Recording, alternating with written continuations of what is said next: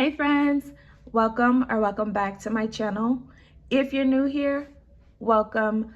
My name is Shadavia and this is Oshi Budgets, where I talk about all things money, budgeting, and savings related. So if any of that is content that you're into, do me a favor and give today's video a thumbs up, subscribe to the channel, and don't forget that notification bell so you don't miss the next time I post. By the title of today's video, you can see we're talking about 5 bad money habits that is keeping you broke. So if you want to know if these 5 bad money habits are affecting your financial life without you even realizing it, then just keep watching today's video. Now, if you're someone who finds yourself having little to no money saved, or you just find out that you're really spending more money than you actually earn, it's time for you to drop these bad money habits and really start working towards creating new and better money habits. Unlike bad money habits, creating good money habits can actually help you increase like your overall wealth, and it can really just set you up for a financial success.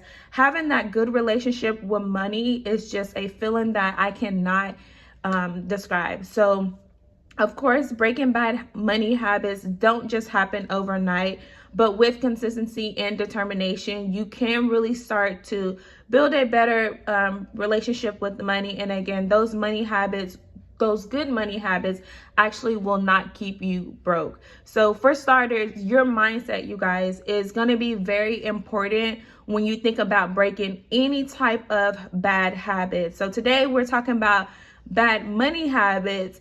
And so with those habits themselves, it can cause a lot of stress on you. It can really be like harmful to some of your financial goals. So it can prevent you from reaching your financial goals. And then it can really just not set yourself up for success, you guys. Like having bad money habits does truly set you up for failure. And there's honestly nothing good that comes from having any type of bad money habit. I promise you. I am a living witness. There is nothing good that's going to come from it. So today I'm going to touch on 5 bad money habits. And you guys are going to let me know as well, like how you guys feel or if you're guilty of any of these. So the first money habit or bad money habit that is keeping you broke, and I feel like this applies to a lot of us. So that is impulsive buying. Now, some of you may say, oh, I don't have that problem. A majority of us have this bad money habit. We all are guilty of this, with going into the store for one thing and then leaving out with a total of 4 things. It's kind of crazy how we all of a sudden need these things, but when we originally went into the store, we didn't need them. So you guys, you have to just be mindful that when we're going into these stores, it's not a coincidence that some of the things that really grab our attention is at the front of the store. It's strategic, you guys. Like the retailers know exactly what they're doing to us, and that's their way of getting us to spend more money before we actually walk out their door. So impulsive buying can really just add up over time, you guys. Like just imagine spending an extra $10, $20 here and there over a month. When you look back, you spend, $100+ on just things that you really didn't truly need. So some other ways that you can probably try to avoid this money habit is to create a shopping list. That will help you kind of stay on track. And if you do have an impulsive spend or an impulsive buy, it's not as bad as going to the store with no sense of direction, or, just going in and kind of doing its own thing. Also, learning your triggers is going to be important, because if you're feeling a certain type of way, you probably shouldn't go shopping, or you probably shouldn't, do anything at that point in time, because you're going to be making purchases based off emotions and not with a clear head. So impulsive buying is one bad money habit that we should really avoid and work on, so that it doesn't affect our, finances too much. Now, the second bad money habit that is keeping you broke, and I talk a lot about this on my channel, and I feel like you guys should already know, but if not budgeting, right? Self-explanatory. I don't know why, but I have this feeling that some people think that only broke people budget, which is completely false. So if you're that person, I'm here to tell you that is not true. And then you have those people that, excuse me, you have those people who believe that budgeting is just complicated and then they just give up, right? Because they feel like, oh, this is too much work. Anything worth having is not going to come easy. I'm not saying budgeting is super easy, but once you get the hang of it, it really does work out for the betterment for yourself. So if you're a beginner budget, I will just suggest like reach out to someone who can help you. Don't give up, because it's really helpful in the long run. So not having a budget, again, could just be more harmful than helpful when you realize, especially in cases of emergencies. So it doesn't have to be stressful or too complex, but you need a budget if you want to break the bad break this bad money habit of not budgeting. So the next bad money habit that I am going to bring to light, and I'm just gonna write it out, because so many people are going to be guilty of this. And I feel like this applies a lot to the people that are in my age group, and that's social spending, you guys. Whether you want to admit it or not, social spending is keeping you broke. Did you guys hear me? Social spending is what's keeping you broke. I know a lot of you have friends who like to go out every weekend. You guys like to do brunch. You like to go here and there, and you're spending tons and tons of money. Yes, I'm talking to you. I'm sorry if you guys feel attacked right now, but a lot of people like to go out and spend so much money. Like, you have to, if you have friends that are going out all the time and just doing brunch every weekend, like, let me know how much you spend, let's say last month, or let's just say on average. I know for myself, like when I go out and I do brunch, then I'm probably spending like anywhere from like 60 to $100. Imagine if you're doing that every single weekend. And there's 2 days on the weekend. Some people consider 3. But imagine if you're doing that every day. That is going to add up so quickly, you guys, especially if you're adding like drinks in between. Like, yeah, social drinking or social spending, you guys, is a bad money habit. I'm not saying don't go out with your friends. I'm just saying get creative with it. Not all the time do you have to go out and spend hundreds of dollars to have fun. You guys, do a picnic in the park. Just come. I know myself, like, I like for my friends to come over. We can chill on the couch, and you know, that's me having a good time. We may have a bottle of wine, or we may just, you know, chat. Like, it's completely fine to hang out with your friends without spending money. And if your friends are guilt tripping you into, you know, saying that, oh girl, you need to come, or boy, you need to come, yeah, you need some new friends, okay? Like, I'm gonna just be 100% real with you guys.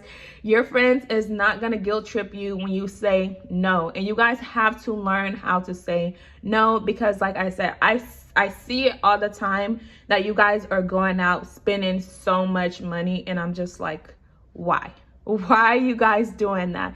So get creative with your friends, so you can kind of minimize or diminish this bad money habit that we have. And if not, you guys just find some new friends that are aligned with your financial goals, your financial situation, and that won't make you feel guilty when you tell them no, that you don't want to go out. Like, and me personally, like, I would rather be boring and not go out, or whatever the case may be, whatever people say. But one thing about it, I'm not going to be broke. So just keep that mentality, you guys. You can be boring, but you won't be broke. So that's the third bad money habit that you really should break. And it is really, you guys, it's what's keeping you broke. Now, the fourth one is kind of tricky, okay? So the fourth one is going to be credit cards.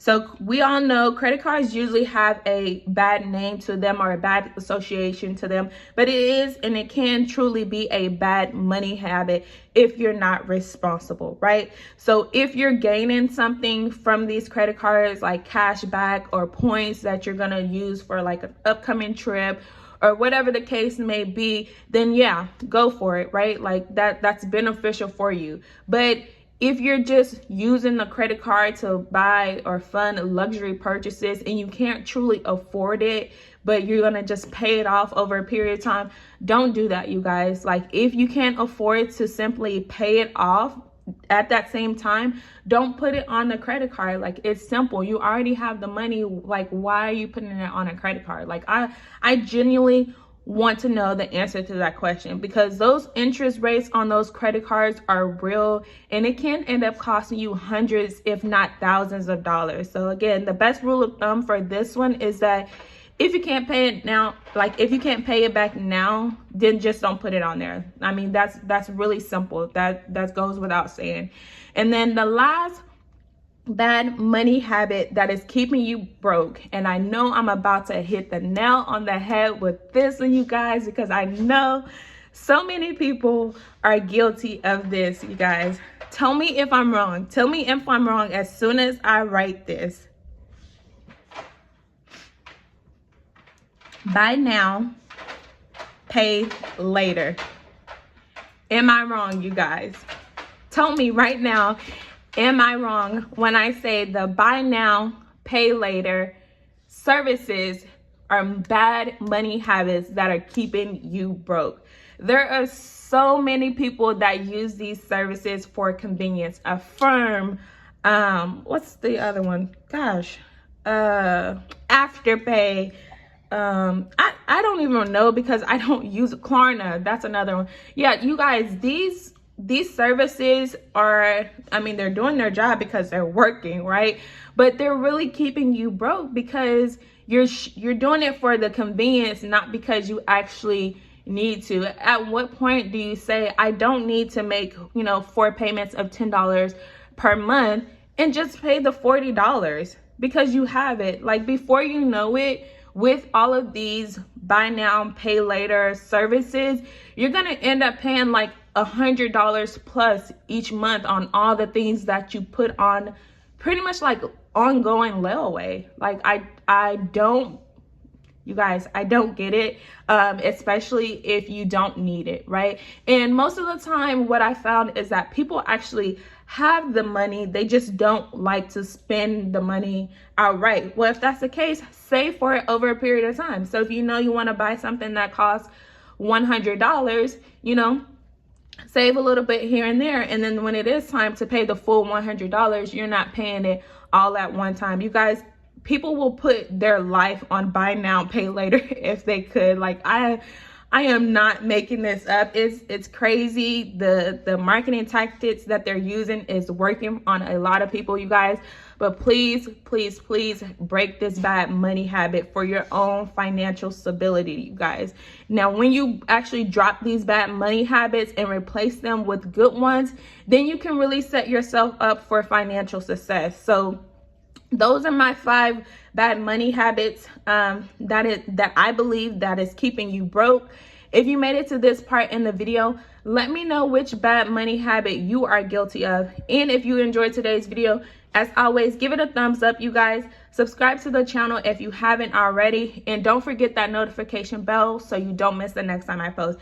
Thank you guys so much for tuning in to this one. It requires a lot of self-reflection, but I hope you guys enjoyed it, and I'll see you guys in my next upload. Bye.